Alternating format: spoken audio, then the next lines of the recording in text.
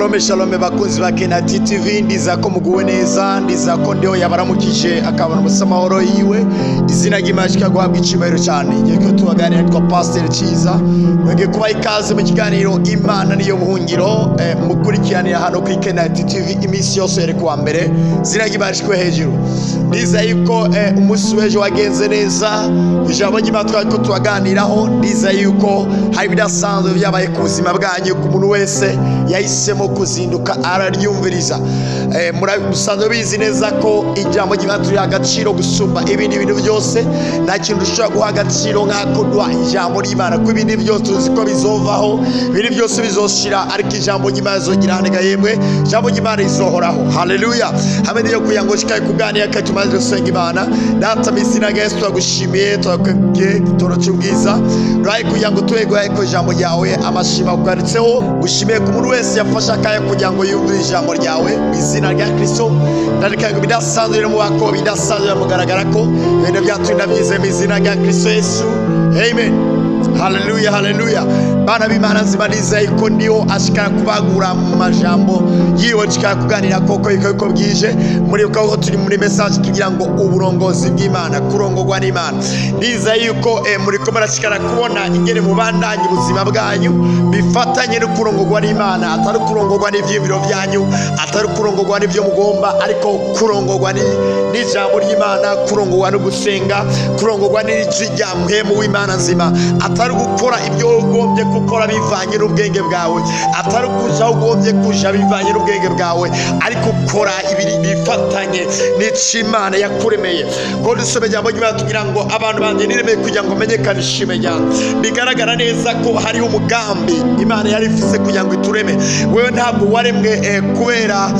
waremwe kubera isanganya, si isanganya ryabaye kugira ngo ubeho, ariko pepo tuburyo wabayeho, menya ngo wabayeho ku mugambi w'Imana, wabaye kubera Imana yashaka kubaho.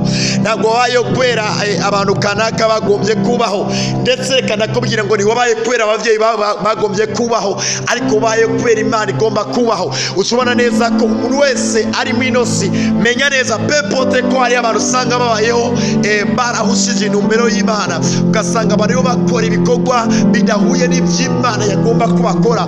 Mugabo nta muntu n'umwe yabayeho kubera isanganya, ariko umuntu wese yabaye kubw'umugambi w'Imana. Bamunego mana kumenyesha neza ngo uriho kubera Imana yagombye kubaho, kandi hari ibikorwa kanaka Imana yakuremye kugira ngo bitunganye.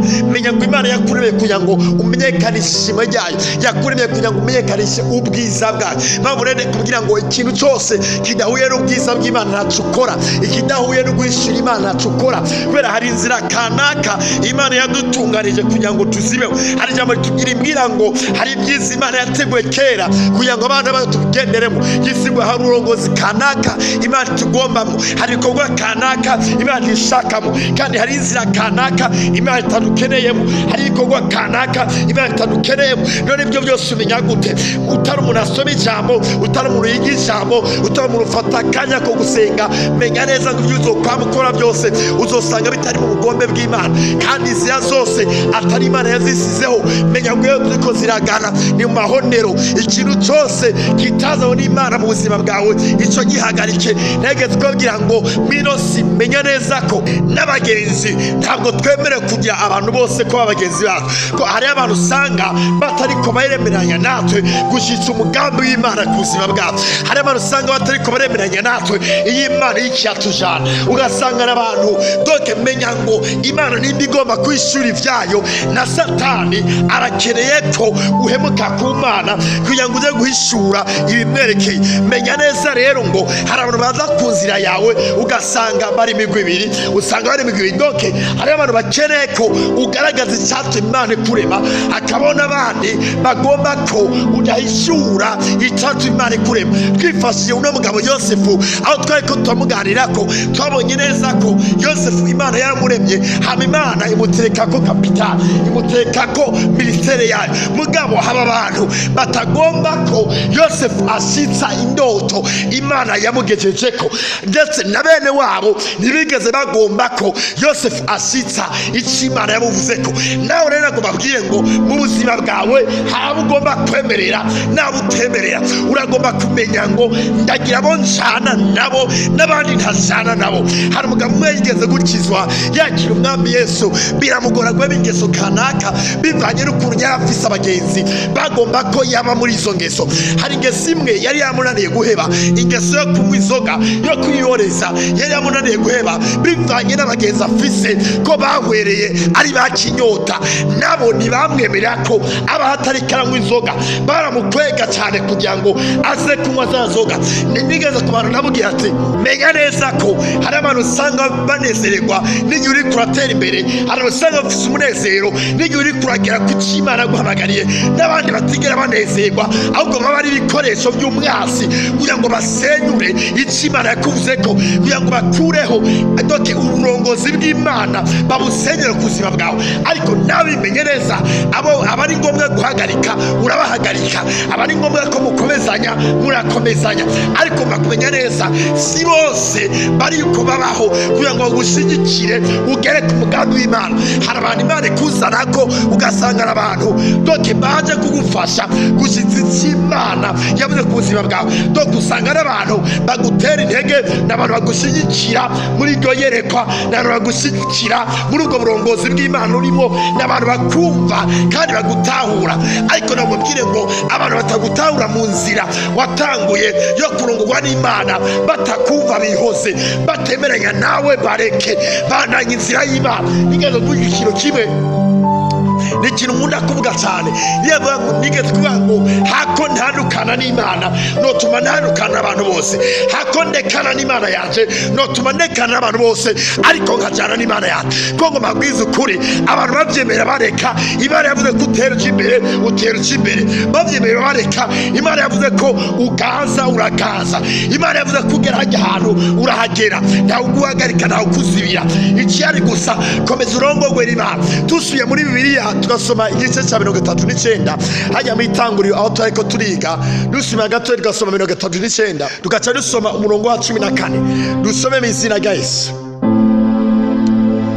Harambwira ngo atabaza abagabo b'abanyarugo arababarira ati ehe raba yatuzaniye umuheburayo wo kudukengera, yaje iyondi ngo ajyamane nanje, ndaheza ntabaza n'ijwi rirenga, maze abonye nshize ijwi hejuru ntabaje atana impuzu yiwe arahunga arasohoka. Amen.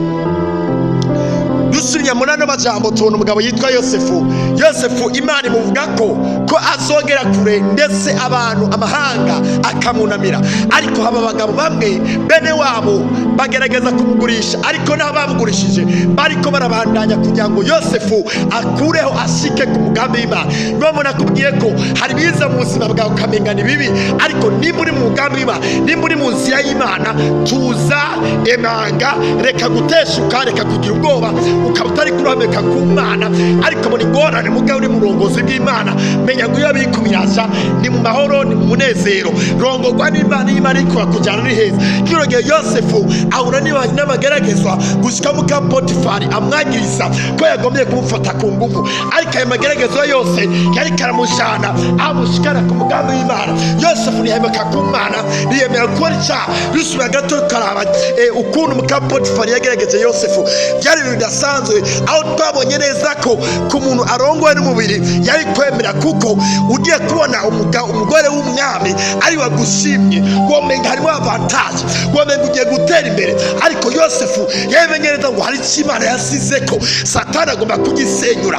Muri make mu Potifari si Imana yamurungitse, ahubwo muri kano kanya ni umukozi wa Satani kugira ngo asenyure icyo Imana yavuze ko. Nigeze kubwira umuntu umwe ngo iyo Yosefu yemera gukora ikijya cyaha, burya Yosefu ibyo byaba biheze izina ryo dusoma uno munsi, izina ryo twaba tuvuga uno munsi no kurimenya twari kurimenya, yari kubasenyuye icyo Imana yamuvuze ko. Nawe ndakubwira ngo hari abantu bazima Imana isa n'ubuzima bwawe kugira ngo bashyigikire icyo Imana yakuvuze ko. Hari n'abandi Satani ahagurutsa kugira ngo basenyure icyo Imana yakuvuze ko. Nawe rero ndakubwira ngo abe doke inshuti nziza urazimenya, murashana. Inshuti zidakenewe urazihagarika, ujyana abakenewe. Abemeranya n'icyo Imana yakuvuze ko, abemeranya n'uburongozi urimo bw'Imana, abo murashana. Rimetaka rokota.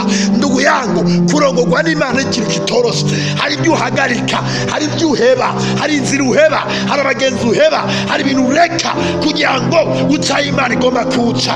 Remetaya nanjye narekara ngo ibitari byo birakuvako, abatari bo barakuvako, abanyabo barakuzako, ibikenewe birakuzako kugira ngo ubandanye mu cy'Imana yagombye kubamwo. Urashika kwezo nyamabagaro wawe mu izina rya Yesu, amen. Zamuganda yadusenga Imana data mizina Yesu, ndagushimiye ku muntu wese afata akakanya ko kumva ijambo ryawe. In the name of Jesus, ndarekaye kwitondo rikiza ku buzima bwiwe, ndarekaye ngo aramenya inzira zawe, aramenya aho guca, aramenya ibyo kuvuga, aramenya ibyo gukora, ibitari byarabimenya, aramenya umubwira yari karekenda, aramenya umubwira ati yo siyo nzira ijya niyo nzira, aramenya umubwira ati byo sibyo bikorwa bijya nibyo bikorwa. Ndarekaye ngo uburongozi bwawe buramatanye n'abantu bawe mu izina rya Yesu, amen. Maraiza cyane Yesu, good muri mugisha.